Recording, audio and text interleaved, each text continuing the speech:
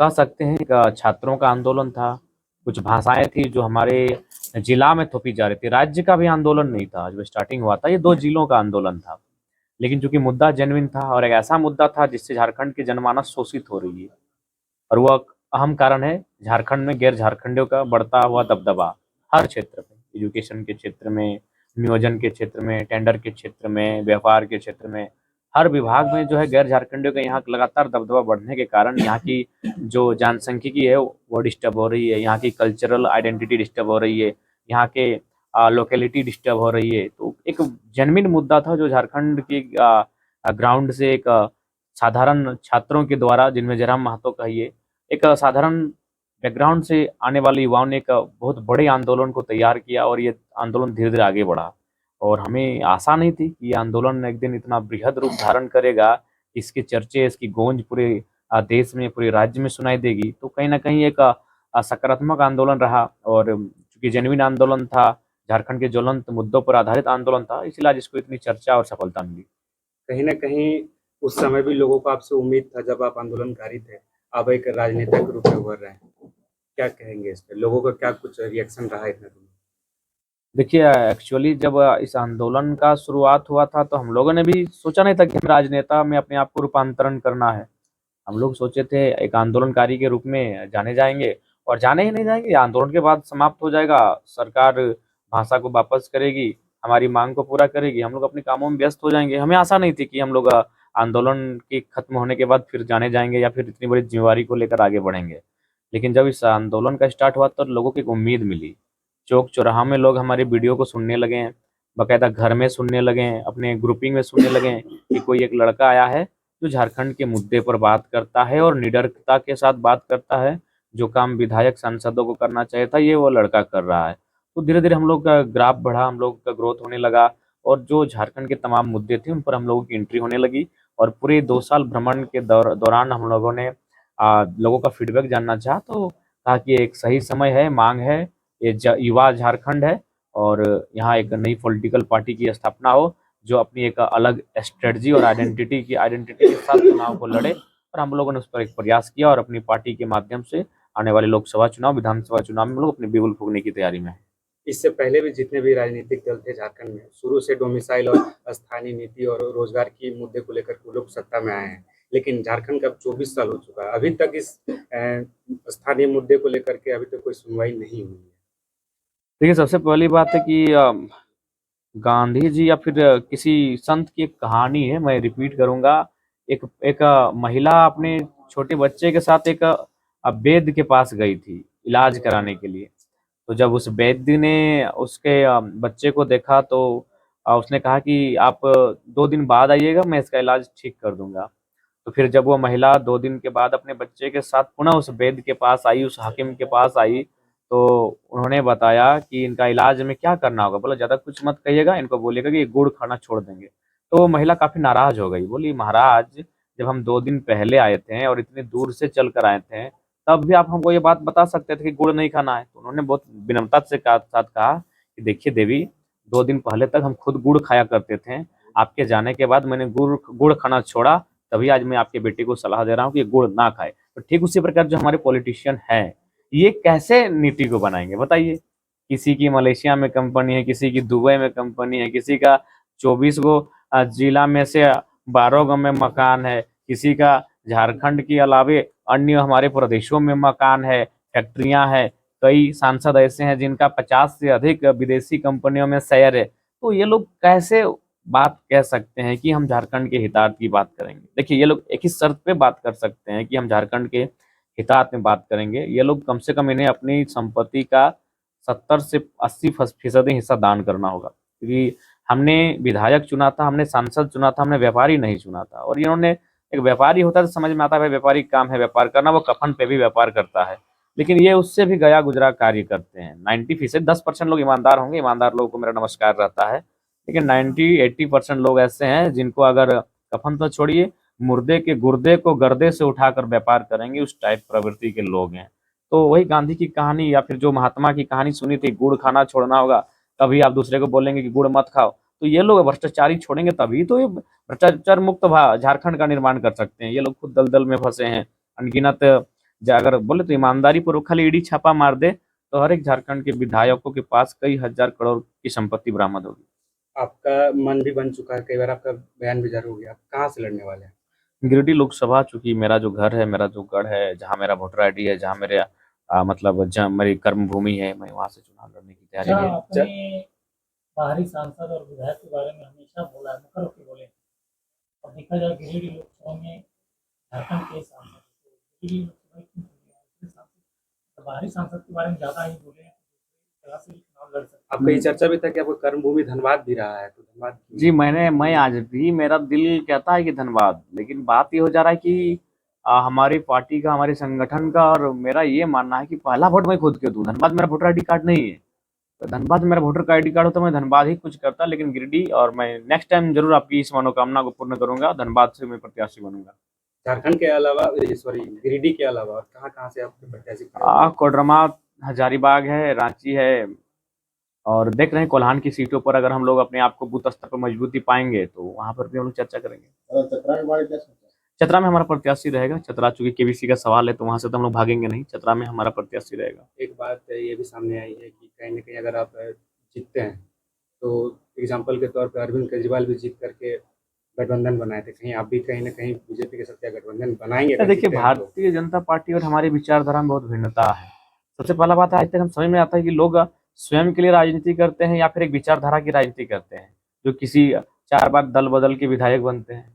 हमारी राजनीति जो है विचारधारा पर आधारित है। जिस दिन विचारधारा समाप्त हो जाएगी, हम समाप्त हो जाएंगे। इसलिए हम जिंदा है तो क्योंकि हमारी विचारधारा स्थापित है। तो हम लोग झारखंड की आइडेंटिटी के साथ हैं।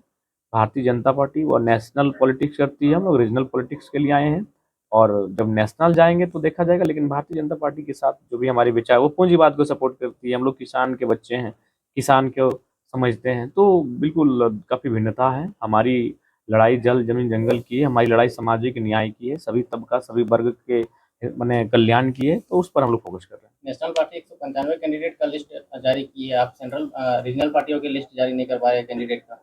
लिस्ट एक्चुअली देखिए, समय नहीं मिल पाता है।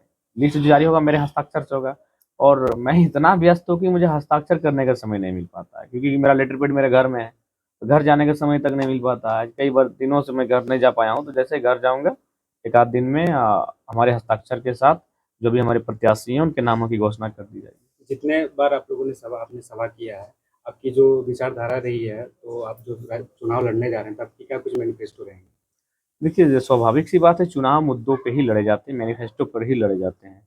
देखिए, हमारा जो महत्वपूर्ण मुद्दा है, वो सबसे बड़ी बात है कि गिरिडीह लोकसभा एक पलायन का क्षेत्र है, और इसी क्षेत्र में छोटी बड़ी 2-2.5 हज़ार के आसपास कंपनियां हैं, कई माइंस एरिया हैं, सीटीपीएस बीटीपीएस के अलावा इस प्रकार कितनी तमाम परियोजनाएं हैं जिन पर रोजगार का साधन है।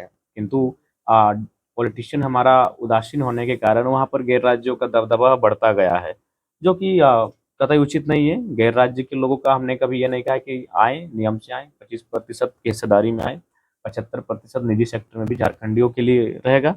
इस बात पर हमारी लड़ाई है, और मुझे लगता है कि जब हम लोग वहाँ पर बैठेंगे, सदन पर सार्थक चर्चाएं होंगी, तो रास्ते खुलेंगे, मार्ग खुलेंगे, और झारखंड अपनी बेहतर दिशा की ओर आगे बढ़ेगा। गिरिडीह लोकसभा के लोग जयराम महतो को क्यों वोट देंगे? गिरिडीह लोकसभा के लोग जयराम महतो को इसलिए वोट देंगे क्योंकि जयराम महतो गिरिडीह लोकसभा का बेटा है, यहाँ का वोटर कार्ड वाला बेटा है, यहाँ का गांव वाला बेटा है, यहाँ का खेत खलिहान वाला बेटा है। और इस बेटे ने बिना सदन में पहुंचे ही 12 करोड़ 26 था, आज 9 लाख हमारा पार हो गया फिर कोल्हान में, तो 12 करोड़ 26 लाख का 12 करोड़ 35 लाख गिनिए। तो इस बेटे ने 12 करोड़ 35 लाख, जो एक बहुत बड़ी राशि होती है, केवल सड़क पर आंदोलन करके बिना पद पावर के लोगों तक मदद करवाया। तो अगर इस बेटे को दिल्ली जाने का मौका मिलता है तो आप घर बैठे अनुमान लगाइए कि कितना बदलाव हम लोग कर सकते हैं। तो इसलिए गिरिडीह के लोग मौका देंगे। देखा जाए तो प्लेन का मात्रा सबसे ज्यादा लोग गिरिडीह लोकसभा से ही बाहर जाते कमाने के लिए। जयराम महतो जीतने के बाद कैसे रोक की गई? देखिए, उसके लिए आइडियाज होने चाहिए। लघु उद्योग की स्थापना होगी, कुटीर उद्योगों की स्थापना होगी, पर्यटन को बढ़ावा दिया जाएगा, जो डैमों में पानी है उनको कोशिश किया जाएगा एक डायमीटर के खेतों तक पहुंचाया जाए, दूसरी फसल के लिए उस पानी का तैयार किया जाए। सड़कों का जो माया जाल फेंचा है वहाँ पर ट्रांसपोर्टिंग की व्यवस्था को सुदृढ़ किया जाए।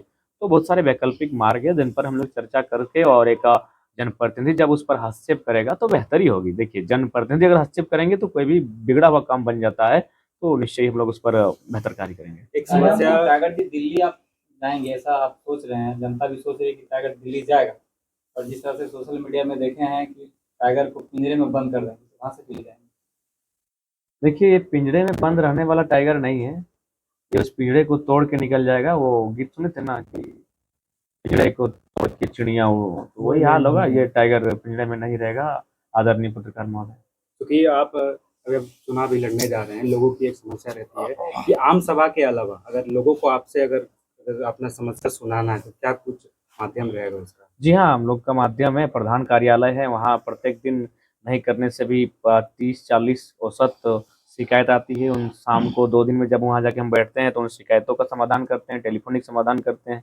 तो हमारा प्रधान कार्यालय जो मानटाण में अवस्थित है, वहाँ जाकर आप अपनी शिकायतों को रखें। हमारे संगठन के साथी वहाँ लगभग 12 घंटा रहते हैं, बैठते हैं, मैंने पाली बाई पाली, तो उनके माध्यम से वो सूचना हम तक आएगी और उस पर हम लोग जितना हमारा सामर्थ्य है हम लोग हल करने का प्रयास करते हैं। जयराम महतो छोटा सा बस्ती से निकल के बड़ा हस्ती रघुवर दास जैसे व्यक्ति के बेटे के ऊपर आप मतलब सवाल खड़ा कर दिए। देखिए, जो सवाल लाजमी है वो सवाल खड़ा ही होगा। मैंने वही कहा कि अगर पिताजी काबिलियत हो तो उसकी काबिलियत का आधार मान के बेटा को नौकरी नहीं दिया जाता है। तो ठीक उसी प्रकार अगर माननीय रघुवर दास जी जो राज्य के मुख्यमंत्री रह चुके हैं, वर्तमान में महोदय अभी महामहिम राज्यपाल हैं उड़ीसा के, उनका सम्मान है, आदर है राज्यपाल महोदय का। लेकिन उनका जो सुपुत्र है जिनका नाम श्री ललित दास है, वो टाटा में IL6 के काम कर रहे हैं, HR को संभाल रहे हैं, वो CSR को देख रहे हैं। तो मैंने ये सवाल किया कि उनकी क्या योग्यता है, वो इस राज्य के नहीं, अगर गैर राज्य से आए हैं तो योग्यता के आधार पर आए होंगे। क्या योग्यता है हम जानना चाहते हैं, क्योंकि वो विस्थापित नहीं, वो रैयत नहीं ना उनके पूर्वजों ने झारखंड बनने में आंदोलन किया है। जयराम जी को उनकी योग्यता का शक है क्या? बिल्कुल शक है। आप सार्वजनिक कीजिए, मैंने सवाल किया है, आप सार्वजनिक कर दीजिए, आप भी प्रेस कॉन्फ्रेंस कीजिए और सार्वजनिक कर दीजिए। उनका एप्लीकेशन नंबर सार्वजनिक कीजिए, उनका रिक्वायरमेंट नंबर जो होता है उसको सार्वजनिक कीजिए, विज्ञापन जो भी ये सारी चीज़ों को सार्वजनिक कीजिए और उनकी योग्यता को भी सार्वजनिक कीजिए। कोई दिक्कत नहीं है, सवाल पूछना हमारा अधिकार है, संवैधानिक अधिकार है। और क्यों नहीं पूछे भाई, कत्ल होगा सुनील महतो का, कत्ल होगा निर्मल महतो का, और ललित दास जी अगर यहाँ CSR को देखेंगे जिसमें करोड़ों रुपए की राशि होती है, तो ये झारखंडियों के जख्मों पर नमक छिड़कने के बराबर है। अब भाषा संस्कृति का बात करते हैं और भाषा आंदोलन की शुरुआत धनबाद बोकारो से हुआ था। लोगों का ये नजर था कि कहीं ना कहीं चुनावी बदलावी बोकारो धनबाद से स्टार्ट होगा, लेकिन अभी तक जो है वहाँ पर जो है ज्यादा बल जो है नहीं दिया गया है चुनावी को लेकर के आपके द्वारा। देखिए, वहाँ हम लोग प्रतीक्षा कर रहे हैं, क्योंकि लड़ाई एक अस्मिता की भी है, तो वहाँ हम लोग प्रतीक्षा में हैं कि बाकी जो बड़ी पार्टियां हैं वो किस प्रकार का पत्ता खोल रही है। उसके बाद हम लोग एक बेहतर रणनीति के साथ धनबाद के चुनावी समर में अपना पांव रखते हुए दिखेंगे। धनबाद गिरिडीह में अभी तक कैंडिडेट बीजेपी नहीं दे पा रही है, तो क्या लग रहा है बीजेपी कैसे इसका? और देखिए, हम लोग तो अपने आप को इतना भी मियाँ मिठू नहीं बनेंगे, लेकिन सच्चाई है कि ये दोनों जो भी लोकसभा है वहाँ जेबी के साथ मजबूत है और कोई भी पार्टी इसको इग्नोर नहीं कर रही है, इसीलिए अभी तक यहाँ डिले हो रहा है। आपके पास स्थानीय मुद्दा के अलावा अगर चुनाव लड़ रहे हैं तो आपके पास कोई नेशनल मुद्दा है? रोजगार और बिल्कुल नेशनल मुद्दा कैसे नहीं, जमीन का मुद्दा नेशनल है। हर किसी को जमीन चाहिए, जो इंसान है उसको जमीन चाहिए। हमारा मुद्दा जमीन का है। हमारी जमीनें आज जिस प्रकार से दोहन की जा रही है, जब हम अपनी जमीनों की चर्चा करेंगे तो उस चर्चे से बाकी राज्य के लोग प्रभावित होंगे। बिल्कुल नेशनल मुद्दे हमारी विचारधारा है, हमारी आइडियोलॉजी, हम लोग सामाजिक न्याय की बात करते हैं। अभी उदाहरण के लिए आप देखिए, रिहाना का आप लोग भी चर्चा कर रहे थे। भारत के युवा इसलिए खुश हो रहे हैं कि रिहाना ने कभी स्टेटमेंट दिया था कि भारत एक गरीब देश है, लेकिन अगर प्रैक्टिकली सोचा जाए तो रिहाना का स्टेटमेंट गलत नहीं था। मैं आपको कुछ आंकड़े दिखाऊंगा, क्योंकि आप सभी पढ़े लिखे हैं, मासकॉम के छात्र हैं। क्योंकि हमें खराब लगा कि हमारे देश को गरीब कहा, लेकिन एक बात है कि कभी कभी भावनाओं से बाहर आना चाहिए। देश प्रेम होना अच्छी बात है, लेकिन अंधभक्त नहीं होना चाहिए। इसलिए कभी अगर उसने कहा भी अगर गरीब देश, तो हमें कम से कम फैक्ट चेक करना चाहिए था। मैंने भी फैक्ट चेक किया और ये इंटरनेट से मैंने निकाला। इसमें लिखा है कि भारत की बात करें तो हंगर इंडेक्स में भारत 121 देशों में 107 नंबर पे है। हरियाणा कोई गलत नहीं भैया। आप भले ठीक है वो विदेश की लड़की है, आप उसका मजाक उड़ा लें, आप उसकी आलोचना कर लें, आप उसकी ट्रोल कर लें, आप उसको एक स्त्री होने के नाते और भद्दी भद्दी बात कह लें, कोई आपत्ति नहीं है। लेकिन जब उसने कहा है कि भारत एक गरीब देश है, ठीक है भारत में अमीर लोग रहते हैं, नो डाउट, बहुत अमीर लोग रहते हैं, अंबानी अडानी जैसे दुनिया में मशहूर लोग